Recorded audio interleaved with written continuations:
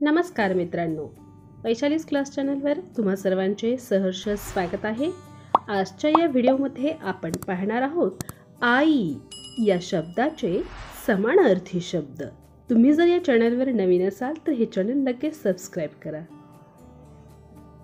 आई या शब्दाचा पहिला समानार्थी शब्द माता, माय, माऊली, जननी, जन्मदा,